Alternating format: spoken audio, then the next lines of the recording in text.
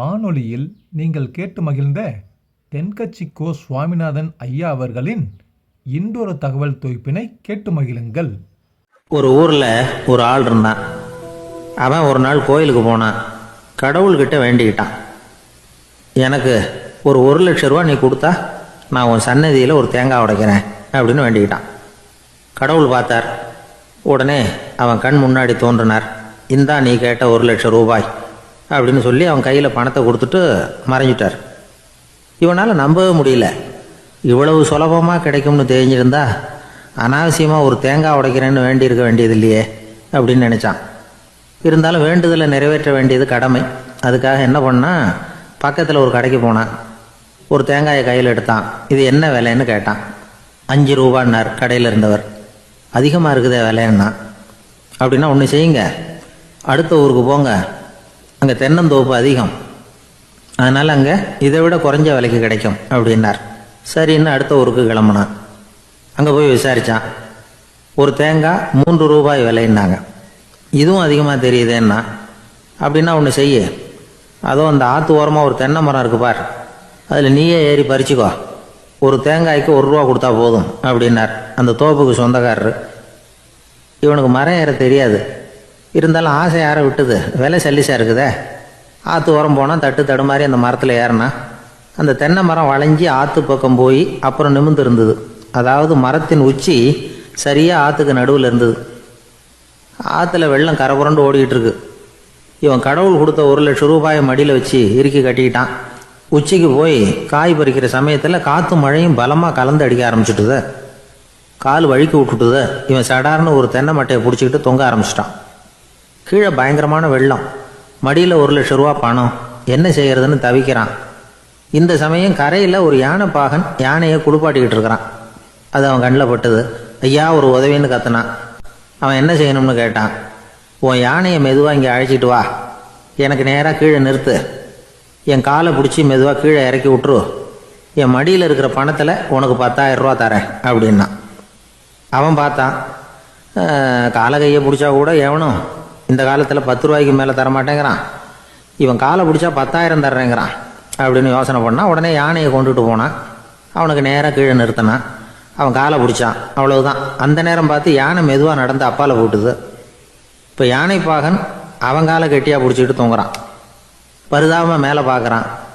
அவன் மட்டையை பிடிச்சிக்கிட்டு தொங்குறான். இப்போ யானைப்பாகன் சொல்கிறான், தம்பி மட்டையை விட்டுறாத, கெட்டியாக பிடிச்சிக்கோ, நான் உனக்கு 10,000 ரூபா தரேன், இதோ மடியில் தான் வச்சுருக்கேன்னா. மேலே தொங்குறவனுக்கு இந்த நிலைமையிலேயும் ஒரு சந்தோஷம். மேற்கொண்டு ஒரு 10,000 ரூபா நமக்கு கிடைக்கும் போல இருக்கே அப்படின்னு. இந்த சமயத்தில் ஒருத்தன் ஒட்டகத்தை ஓட்டிகிட்டு வந்தான் அந்த பக்கமாக குளிப்பாட்டுறதுக்கு. யானைப்பாகன் பார்த்துட்டான். ஐயா ஒட்டகக்காரரே, அதை இங்கே கொண்டுட்டு வா, எங்கள் காலை பிடிச்சி பத்திரமா இறக்கி விடு, நாங்கள் பணம் கொடுக்குறோம்னா. அவனும் பணத்துக்கு ஆசைப்பட்டு வந்தான். அவன் காலை பிடிக்கிற சமயம் ஒட்டகமும் நழுவி போட்டுது. இப்போ 3 பேருமே வரிசையாக தொங்குறாங்க. ஒட்டகக்காரன் கத்துறான், தம்பி மட்டையை விட்டுறாத, கெட்டியாக பிடிச்சிக்கோ, நான் என் மடியில் இருக்கிற 5,000 உனக்கு தந்துடுறேன்னா. மேலே தொங்குறவனுக்கு இன்னமும் சந்தோஷம். இவனும் பணம் தர்றேங்கிறான். அப்படின்னா இன்றைக்கி நமக்கு மொத்த பண வரவு எவ்வளவு அப்படின்னு ஒவ்வொன்றா கூட்டி பார்க்க ஆரம்பித்தான். மனக்கணக்கு சரியாக வரல. அதனால் அப்படியே விரலை விட்டு எண்ண ஆரம்பித்தான். அவ்வளவுதான். மட்டையை விட்டுட்டு கை நழுவி வந்துட்டுது. 3 பேரும் பொத்துன்னு ஆற்றுல விழுந்தாங்க. படாத பாடுபட்டு தட்டு தடுமாறி கரைக்கு வந்து சேர்ந்தாங்க. 3 பேர் மடியில் இருந்த பணமும் ஆற்றோட போட்டுது. பேராசை பெருநஷ்டம் அப்படின்னு ஒரு பழமொழி இருக்குல்ல, அதை விளக்கறதுக்காக சொல்லப்பட்ட கதை இது. இந்த காலத்தில் ஒருத்தர் ஒரு நீச்சல் குளத்தில் நீச்சல் அடிச்சுக்கிட்டு இருக்கிறார்.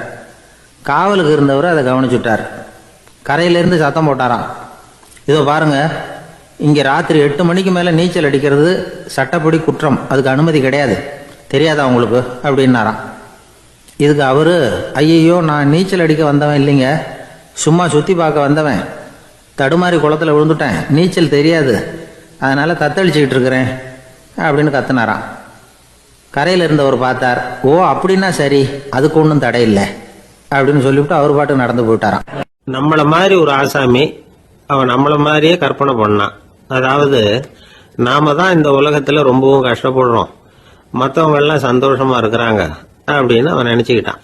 அவன் ஒரு நாள் கடவுளை வேண்டிக்கிட்டானா, சுவாமி இந்த உலகத்துல எவ்வளவோ பேர் இருக்கிறாங்க, ஒவ்வொருத்தருக்கும் ஒவ்வொரு விதமான கஷ்டம் இருக்கலாம், ஒத்துக்கிறேன், இருந்தாலும் எனக்கு அது கொஞ்சம் அதிகமா இருக்கிறது மாதிரி தெரியுது.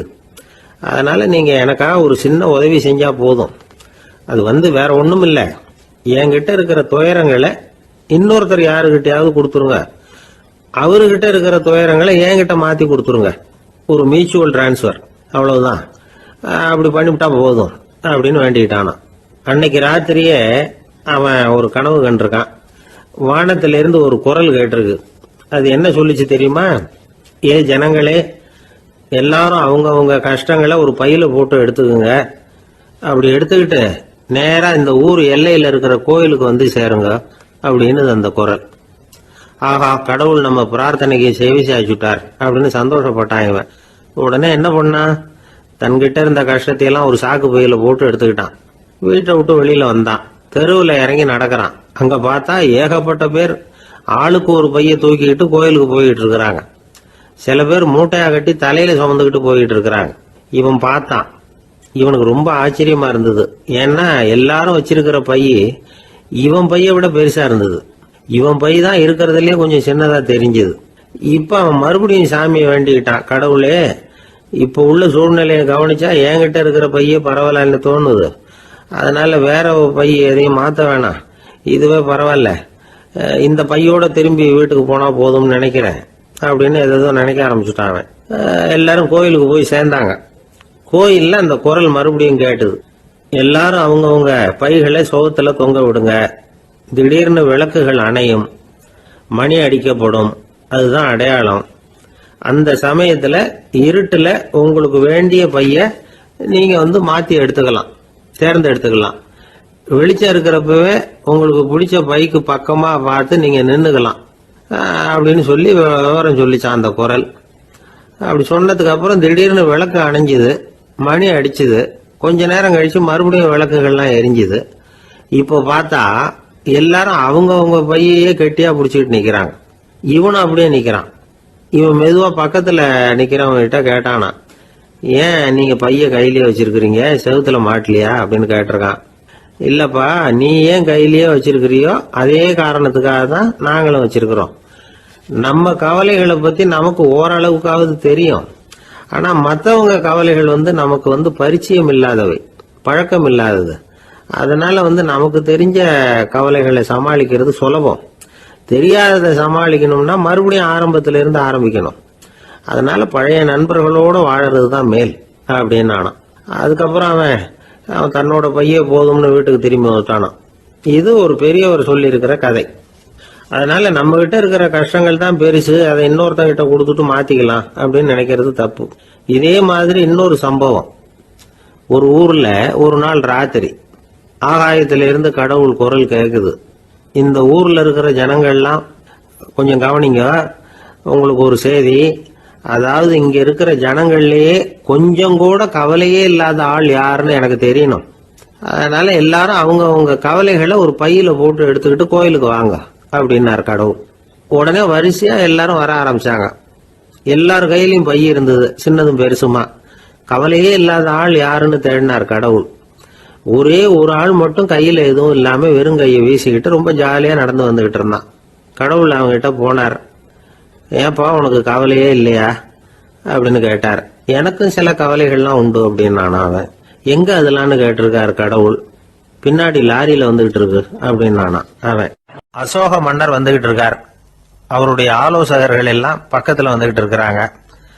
அந்த சமயத்துல எதிரில் ஒரு புத்த பிக்ஷு வர்றார். அசோகர் பாக்குறார். ஓடி போய் அவர் காலில் விழுந்து வணங்குறார்.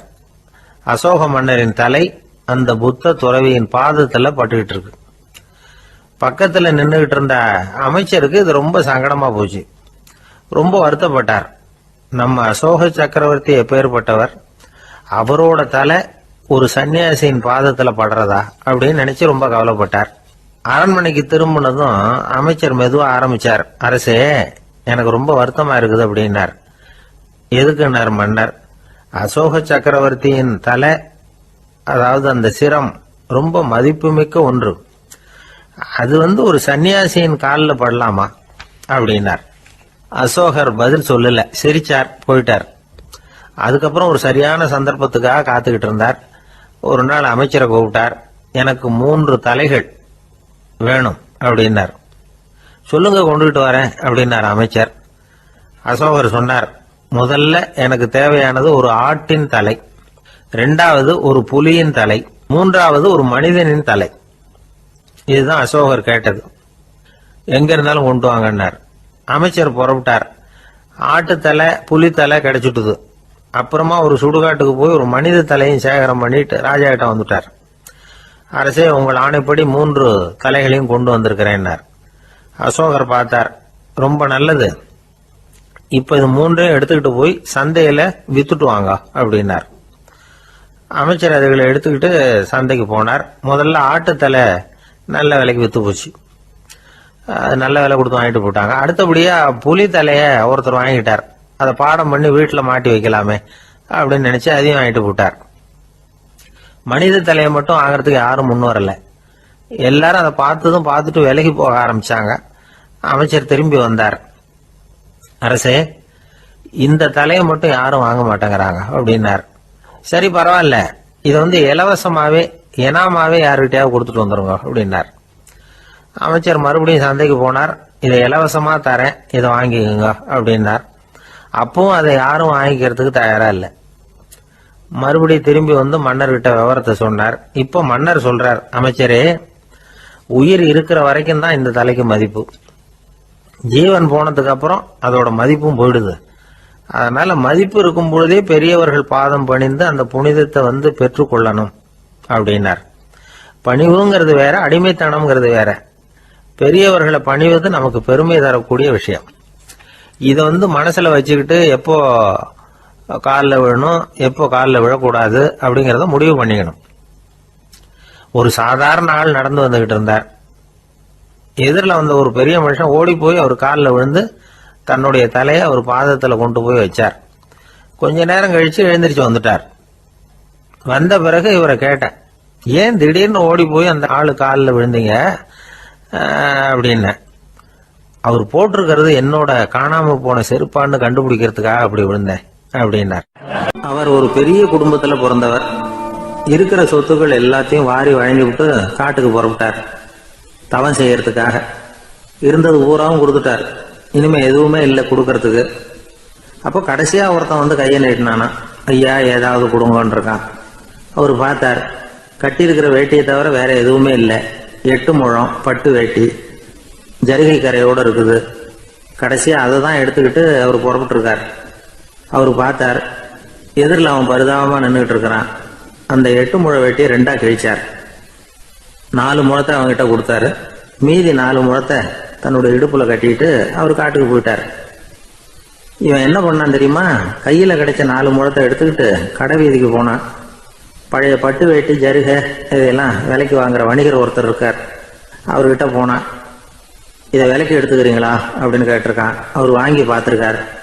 ஆஹா, இது ரொம்ப அருமையான வேட்டி, விலை உயர்ந்த ஜருகை, இது ஏது உனக்கு அப்படின்னு கேட்டாரான். அவன் நடந்தது சொல்லியிருக்கான். அப்படின்னா ஒன்று செய்ய, இந்த வேட்டியோட இன்னொரு பாதியையும் மெதுவாக வாங்கிட்டு வந்துரு, உனக்கு நிறைய பணம் தர்றேன் அப்படின்னாரான் அந்த வணிகர். இவன் கொஞ்சம் யோசனை பண்ணி பார்த்தான். கொஞ்சம் இருங்க, வந்துடுறேன் அப்படின்னு சொல்லிவிட்டு நேராக காட்டுக்கு போனான். அவர் எங்கே இருக்காருன்னு தேடி கண்டுபிடிச்சான். அவர் ஒரு இடத்துல தவக்கோலத்தில் இருக்கிறார். கட்டியிருந்த இடவேட்டியும் அவர் அறியாமல் நழுவி கீழே விழுந்து கிடக்குது. இவனுக்கு ரொம்ப வசதியாக போச்சு. அவரை கேட்க வேண்டிய அவசியமே இல்லை. மெதுவாக சத்தம் போடாமல் அடி மேலே அடி வச்சு நெருங்கினான். அவர் கண்ணை மூடிக்கிட்டு அவர் பாட்டு நின்றுட்டு இருக்கிறார். இவன் மெதுவாக போய் கீழே கிடந்த அந்த துணியை எடுத்துக்கிட்டு சத்தம் போடாமல் திரும்பி நடந்தான். ஒரு 2-3 அடி எடுத்து வச்சிருப்பான். அப்படி ஓட ஆரம்பிக்கிற சமயத்தில் அவன் காலில் கீழே கிடந்த முள்ளு ஒன்று நறுக்குன்னு தைச்சு விட்டுது. வலி தாங்க முடியாமல் அம்மான்னு கத்தியிருக்கான். இந்த சத்தத்தினால கண்ணை மூடி நின்றுகிட்டு இருந்த அவரோட தவம் கலைஞ்சது. மெல்ல கண்ணை திறந்து பார்க்கிறார். தன் இடையில இருந்த வேட்டி அவன் கையில் இருக்கு. இப்போ அவர் நினைக்கிறார், என்ன நினைக்கிறாருன்னா, இந்த வேட்டி மீது நான் வைத்த ஆசையல்லவா அவனை திருடனாக ஆக்கி விட்டது அப்படின்னு நினைச்சாராம். இந்த வேட்டி மேல நாம வச்ச ஆசை அவனை திருடும்படி ஆக்கி விட்டதே அப்படின்னு நினைச்சாராம். இது எப்பேற்பட்ட மனநிலை அப்படிங்கிறத கொஞ்சம் யோசனை பண்ணி பாருங்க. தான் ஒரு பொருள் மேல வச்ச பற்று இன்னொரு மனிதன் திருடனாக ஆகிறதுக்கு காரணம் ஆயிட்டுதேன்னு நினைக்கிறார். அப்படி நினைச்ச அந்த பெரியவர் யார் தெரியுமா? அவர் தான் மகாவீரர். இழந்துட்டேங்கிறிய, நீ என்னத்தை கொண்டுகிட்டு வந்த எங்க இழந்துடுறதுக்கு? நீ என்னத்தை உண்டாக்குன இது அழிஞ்சுட்டுதுன்னு சொல்றதுக்கு? இதுதான் அவருடைய சிந்தனை. இன்றைக்கு நம்ம சிந்தனையெல்லாம் வேற மாதிரி இருக்குது. ஒருத்தன் நடுத்தருவில் உட்காந்து அழுதுகிட்டு இருந்தான். அந்த வழியா வந்தவர் ஒருத்தர், ஏன்பா அழறேன்னு கேட்டாராம். 5 ரூபா சார், இந்த இடத்துல விழுந்துட்டுது, ரொம்ப நேரமா தேடுறேன், கிடைக்காது போல இருக்கு அப்படின்னு சொல்லிவிட்டு அழறான். எப்போ தொலைஞ்சதுன்னு கேட்டாராம் அவரு. அது எனக்கு தெரியாது சார், பணத்தை தொலைச்சவன் தேடி பார்த்துட்டு போயிட்டான், நான் அவனுக்கு பின்னாடி தேட வந்தவன் அப்படின்னு நானா இவன். ஒரு காட்டுல ஒரு நரி இருந்தது. ஒரு நாள் காலை நேரம் அது தன்னுடைய இருப்பிடத்திலிருந்து வெளியில வந்தது. கொஞ்ச தூரம் நடந்து வந்தது. அப்பதான் அது தன்னோட நிழலை கவனிச்சு பார்த்தது. பார்த்தா அது ரொம்ப நீளமா பெருசா இருக்குது. காலை நேரத்துல நிழல் அப்படித்தானே இருக்கும். ஆனா அந்த நரிக்கு அந்த விஷயம் தெரியல. தன்னுடைய நீண்ட பெரிய நிழலை பார்த்து ஆச்சரியப்பட்டது. ஆஹா, நாம இவ்வளவு பெருசாவா இருக்கிறோம் அப்படின்னா என்னுடைய காலை சாப்பாட்டுக்கு ஒரு யானை இல்லைன்னா ஒரு ஒட்டகம் கிடைச்சாதான் சரியா இருக்கும் போல இருக்கு அப்படின்னு முடிவு பண்ணிட்டுது. உடனே ஒரு யானை அல்லது ஒட்டகத்தை தேடி அலைஞ்சது, எங்க கிடைக்கும்னு. கிடைக்கவே இல்லை. மத்தியானம் 12 மணி ஆயிட்டுது. பசியோடு அலையுது.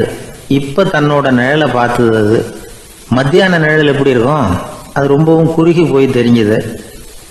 உடனே அந்த நரி என்ன நினைச்சுக்கிட்டு தான் தெரியுமா, காலை ஆகாரம் சாப்பிடாததுனால நம்ம உடம்பு இப்படி அழிச்சு போட்டுதே அப்படின்னு நினைச்சுக்கிட்டு தான். கொஞ்ச நேரம் கழிச்சு மறுபடியும் தன்னுடைய நிழலை பார்க்குது. அது இன்னமும் குறுகி போய் காலடியிலேயே வந்துட்டுது. அதுக்கு பயமா போயிடுது. ஐயையோ, இன்னும் கொஞ்ச நேரத்துல நாம இறந்துருவோம் போல இருக்க, இப்ப என்ன செய்யறது? இந்த சமயத்துல ஒரு எறும்பு கிடைச்சா கூட போதும், அதை நம்ம காலை ஆகாரமா நினைச்சு சாப்பிட்டுள்ளாமே அப்படின்னு நினைச்சுதான். நம்முடைய நிழல் கூட நம்மள மாதிரியே தான் அடிக்கடி மாறிக்கிட்டே தான் இருக்குது. அது எப்பவும் ஒரே மாதிரி இருக்கிறது இல்ல. மனிதனுக்கு ஏற்படுகிற தன்முனைப்பு இருக்கு பாருங்க, ஈகோ, அது கூட ஒரு நிழல் மாதிரி தானா. அப்படி நினைக்க ஆரம்பிச்சுட்டா அதனால ஏதும் பிரச்சனை வராதான். தன்முனைப்பை நிழல் போலவே ஏற்றுக்கொள்ளுங்கள் அப்படிங்கிறது பெரியவங்க கருத்து. ஒரு காரியத்தை வெற்றிகரமா நல்ல விதமா செஞ்சு முடிக்கிறோம்னு வச்சுக்கோங்க, அந்த சமயத்துல ஒரு வித நுட்பமான தற்பெருமை நமக்குள்ள உண்டாகுது. இது இயற்கையானது, அதனால இது மேல பற்று வைக்கக்கூடாது. அப்படி வைக்க ஆரம்பிச்சுட்டா அந்த தற்பெருமை ஒரு நிரந்தர விருந்தாளியா நம்ம கிட்ட தங்கிக்கும். நம்ம நிழல் எப்படின்னு பாருங்க, நாம நடக்கும் பொழுது நம்ம பின்னாடியே வரும். தன்முனைப்பையும் அப்படியே நினைச்சுக்குங்க. நிழல் யாருக்கும் எந்த பிரச்சனையையும் உண்டாக்குறது இல்லை. ஆனா அந்த நிழலை கண்டே நாம பயப்பட ஆரம்பிச்சுட்டா நாம எதுலையும் வெற்றி காண முடியாது. நிழலோட சண்டை போடக்கூடாது.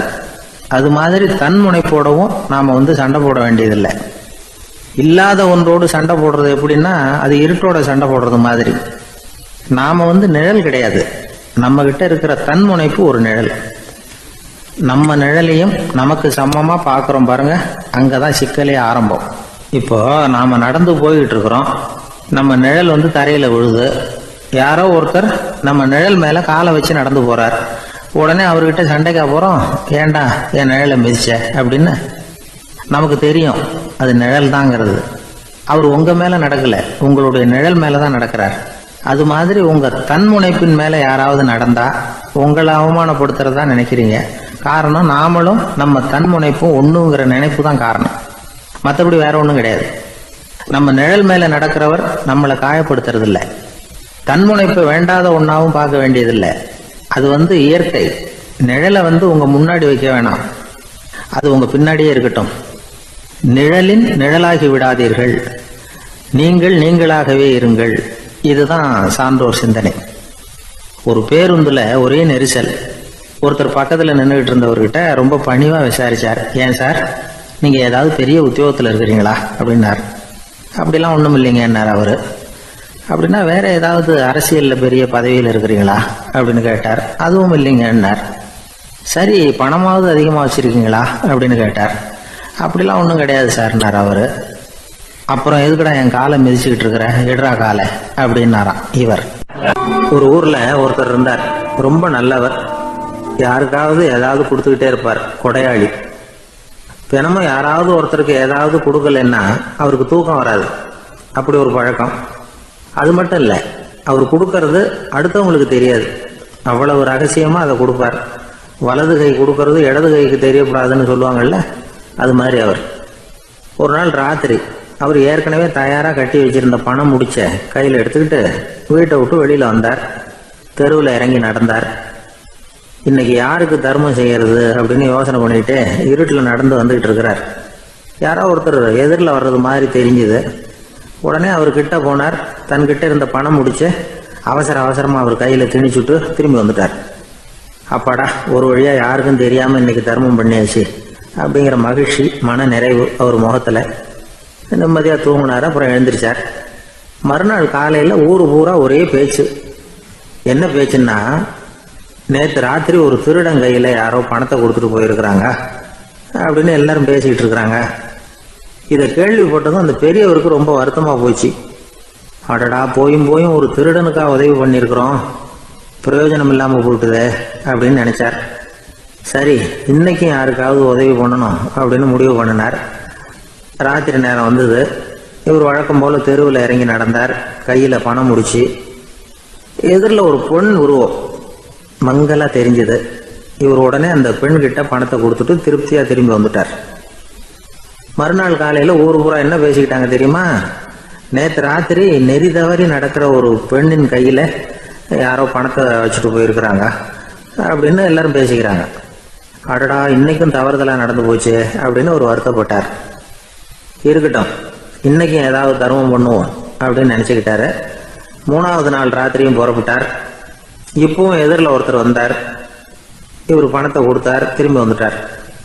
மறுநாள் மக்கள் என்ன பேசிக்கிட்டாங்கன்னா, நேற்று ராத்திரி ஒரு செல்வந்தர் கையில் யாரோ பணத்தை கொடுத்துட்டு போயிருக்கிறாங்க அப்படின்னு பேசிக்கிட்டாங்களாம். அவருக்கு ரொம்ப வருத்தமாக போட்டுது. என்ன இது, தினம் இப்படி ஆகிக்கிட்டு இருக்குதே அப்படின்னு நினச்சிக்கிட்டே படுத்து தூங்கினார். அன்னைக்கு ராத்திரி ஒரு கனவு. அந்த கனவுல இறைவன் வந்து சொன்னாராம், இதை பாருப்பா, நீ கொடுத்த தர்மம் வீணா போயிடல.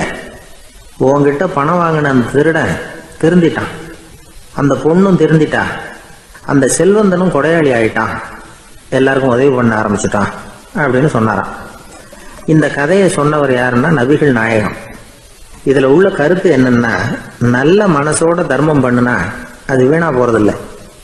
இன்னொரு கருத்து, தர்மம் வந்து தன்னை மட்டுமல்ல அடுத்தவங்களையும் தீமையிலிருந்து காப்பாற்றும். இதுதான் நாம புரிஞ்சுக்க வேண்டியது. இந்த காலத்திலையும் இது மாதிரி சில சம்பவங்கள் நடக்கிறது உண்டு.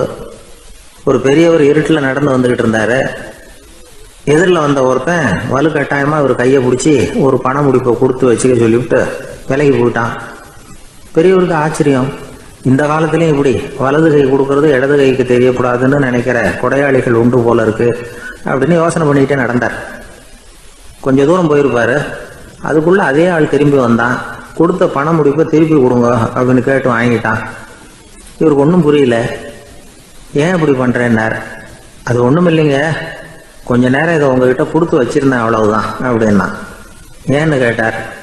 என்னை பின்னாடி போலீஸ் தேடிக்கிட்டு வந்துகிட்டு இருக்குது, அதுதான் அப்படி பண்ணேன், இப்போ போயிட்டுது, இனிமே ஒன்றும் பயமில்லை அப்படின்னு சொல்லிவிட்டு அவன் பாட்டுக்கு நடந்து போறான். ஒரு ஊர்ல ஒரு ஆள் இருந்தான், தையல் கடை வச்சிருந்தான். அவங்கிட்ட ஒருத்தன் ஒரு சட்டை துணி எடுத்து கொடுத்து தைக்க சொல்லியிருந்தான். வர்ற சனிக்கிழமை வா, வந்து வாங்கிட்டு போ அப்படின்னு அவன் சொல்லியிருந்தான். அதே மாதிரி இவன் வந்தான். அவன் தச்சு வச்சிருந்த சட்டையை கொடுத்தான். இவன் வாங்கி அங்கேயே போட்டு பார்த்தான். கை நீளம் ஒண்ணுக்கு ஒண்ணு வித்தியாசமா இருந்தது. வலது கை இடது பக்கத்தை விட நீளம் குறைச்சலா இருந்தது. அவன் முணுமுணுக்க ஆரம்பிச்சுட்டான், என்ன இது இப்படி தைச்சுட்டியேன்னு. இதுக்கு அவன் சொன்னான், ஐயையோ, இதுக்காகவா சங்கடப்படுறீங்க, வலது கையை மட்டும் கொஞ்சம் உள்ள இழுத்தாப்புல வச்சுக்கிட்டீங்கன்னா சரியா போகுது, மற்றபடி அந்த சட்டையில உள்ள கலை அம்சத்தை கவனிங்க, எவ்வளவு அற்புதமா தைச்சிருக்கேன் பாருங்க, ஒரு சின்ன குறைய வந்து இப்படிலாம் பொருட்படுத்த வேண்டியதில்லை, நான் சொன்னது மாதிரி கையை கொஞ்சம் உள்ள இழுத்தது மாதிரி வச்சுக்கிட்டு நடந்து போங்க, ஜோரா இருக்கும் அப்படின்னா. அவனும் யோசிச்சு பார்த்தான்.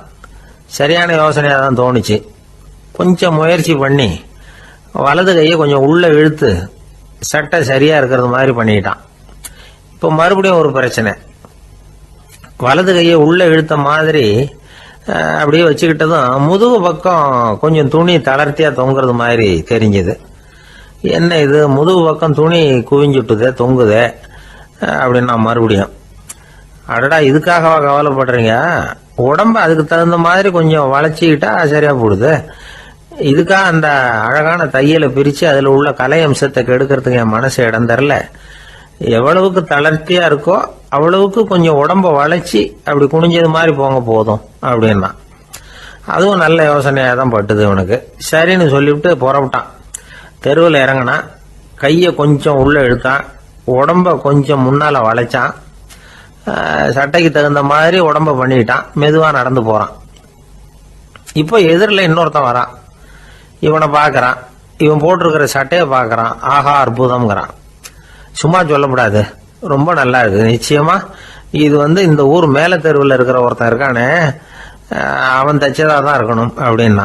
இதை கேட்டதான் அவனுக்கு ஆச்சரியம். எப்படி அவ்வளவு கரெக்டா கண்டுபிடிச்சிங்க அப்படின்னு கேட்டிருக்கான்.